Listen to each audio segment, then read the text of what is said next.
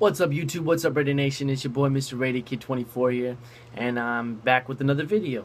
And I got some updates for you, some new information, maybe a new topic to talk about to get you guys flowing in the comments. Loved all the feedback. I hit over 400 subscribers in 18 weeks. Crazy. I never thought I would get so far. I want to thank everyone that watches me. I want to thank everybody, all the other Raider bloggers, John 95, Byron, Raider Central, Dylan, Night of the Shield, Raider Nation News, Cameron P. Thank you all. You guys all inspired me to make these videos, and I can't wait to meet you all, and hopefully that will be at the bonfire soon. So let's get started with the video. Coaches. There's a couple candidates that are no longer a candidate. That's Todd Boyles, defensive coordinator for the Cardinals. A lot of sources say he's not going to interview, so he's done. Expect him to go somewhere else, pretty much. Daryl DeVell, Seahawks offensive coordinator. I said in my last video. Eric Mangini, whatever the hell you say his stupid ass last name. I don't know. I'm dyslexic. Him as well. I don't think they're candidates anymore. And Holmgren, who I said in my last video is my wild card long shot. No way. That was my Don't listen to me. But there's a new name that blew up, in our faces that we never thought his name would ever be in conversation. That's Mike Shanahan. He got an interview, and everybody hates this guy. Al Davis hated him. The fans hate him. He's a donkey. He's a donkey to me. I grew up seeing his donkey ass, run up scores against the Raiders. Every chance he got. He was a Raider coach when they're in the LA for a year. Al Davis and him were at each other's throats. Apparently we owed him money, all that other bullcrap. But it seems like Mark Davis has his own agenda and wants to make his own heir. And his dad is, gone. May he rest in peace. So this is his time to make the decisions. And I feel like maybe they're past that. They patched that up or whatnot. And it's more of a fact that, Mark wants this team to become back to where it should be. But yes, Mike Shanahan got an interview, and possibly, if he did get the job, it'd be a package deal with his son Kyle Shanahan, who also actually just parted ways with the Browns. So it's up in the air right now where those two could land. He also talked with the Niners, so you never know. Tony Sparano had the last laugh, like some would say. Last interview was Wednesday, and let me remind you. Well, not remind you. Let me put this in there. John Madden sat in on Mike Shanahan's and Tony Sparano's interviews. Only those two. So it was interesting to know that. Great football mind and John Madden, ex-Raider coach. Could mean something. But I feel like the Raiders have not hired a head coach yet because of Jack Del Rio. He's still in the playoffs, of course, because he's the Broncos defensive coordinator. And if they wanted to keep Tony Sparano, as many people are saying that they will, why haven't they? I think they're waiting for the weekend for Jack Del Rio to see the outcome of the games. Maybe, possibly, the Colts pull an upset in Denver. You never know. It's possible. And see what happens. I feel like, in my opinion, that's the guy I want is Jack Del Rio. It's the logical pick. He's a Raider. His family's a Raider. He grew up over here in the East Bay. It makes sense to hire him. He wasn't a bad coach with the Jaguars. He led them to like 3 playoff appearances, a few winning seasons, only a few really terrible losing seasons. He's not a bad coach. And for Tony Sparano, the only thing about him is I wouldn't want to see him bring back the offensive defensive coordinators, the trash that we had. Our team was trash. We don't need to bring back that trash. We need to take that bag and throw it out already. And that's the only fear I have. But other than that, I like Tony Sparano. I like that he has a locker room behind him, and he has what it takes to be a Raider coach, in my opinion, with his passion or the way he perceives himself as a coach. I like it. And Shanahan, I don't know how I feel about that, but it's a possibility. And so is for Pep Hamilton and Pat Shurmur, but I really doubt those. Those are ones that are hanging off a limb at this point. But I don't see the Raiders hiring a head coach anytime soon until maybe next week. And if they do, I'll have to put out a new video. But that's the coaching update. Let me know what you guys think. Who would you want out of the possible 5 and Shurmur, Pemp Hamilton, Jack Del Rio, Tony Soprano, or even Mike and Kyle Shanahan as a package deal. How do you guys feel about that? Let me know in the comments below. Let me move on from coaches. That's the update.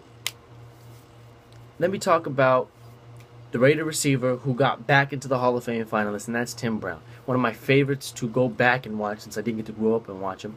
I'll go back and watch him. Phenomenal receiver. I feel like he got snubbed last year from Reed. This year has to be his year, but it's going to be tough because Marvin Harrison is also in the finalist race, and I feel like maybe he can get snubbed again, and honestly it sucks. Tim Brown deserves it. Some people say he talks too much, that's why it hurts him. That shouldn't matter, man. This is the Hall of Fame. It's not about what you talk about. He speaks the truth, and if anything. So congratulations to Tim Brown. Free agency. It's never too early to talk about free agency, but I'm going to quickly just touch it real quick. Free agency, guys. It's going to probably be one of the best free agencies of all time, and luckily enough, we have the second to most cap space money in the league, if not the most. One player that in particular that I want so bad, I will dance around butt naked outside of my house, which not a lot of people want to see that, if we do sign him. And if we don't, I'll lay in my bed for a week and cry. Ndamukong Suh. And no pun intended, but I'd cry like he did after the Lions lost. This guy is an emotional player. I feel like he's a perfect Raider. He's aggressive, he's fierce, he's what the Raiders were back then. But in this modern day where, the NFL doesn't accept it, but I feel like we will accept him like we did Lyle Zaylo back in the day. Ndamukong Suh, I want him so bad. I'm going to push the hashtag Suh to Oakland, put picture of him wearing a Raider shirt when he was a kid. I'm going to blast it all over Twitter. I hope you guys do too. If you watch the video, go on your Twitter, social media, hashtag Suh to Oakland. We're going to push that all summer long until he signs with the Raiders or gets tagged by the Lions or something. We cannot let him go to another team like D-Jax, which I'm kind of glad we didn't sign him. Arrogant. But anyways, I touched on that. Let me touch on something else. Offensive Rookie of the Year and Defensive Rookie, I'll probably just talk about too. Guess who's not on the Offensive Rookie of the Year list? Take a guess. Yeah, Derek Carr. He's not. Why? Good. I don't know. Because we only won 3 games.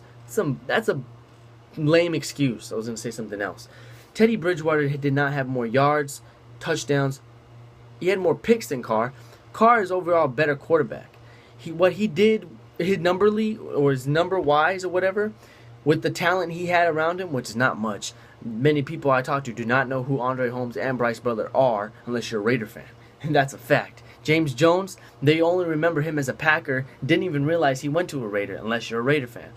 And even James Jones wasn't even a number 1 for us. Rod Streeter went out. He was possibly, in my opinion, our number 1.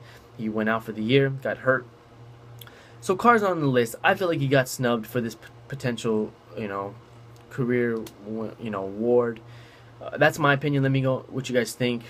We're the Raiders. My vote goes to Odell Beckham, though. Defensive Rookie, I don't even know if they've released the finalists for that one yet, but I'm pretty sure Khalil Mack and Aaron Donald will battle for that between those two only, and I feel like Aaron Donald will win only because of the numbers.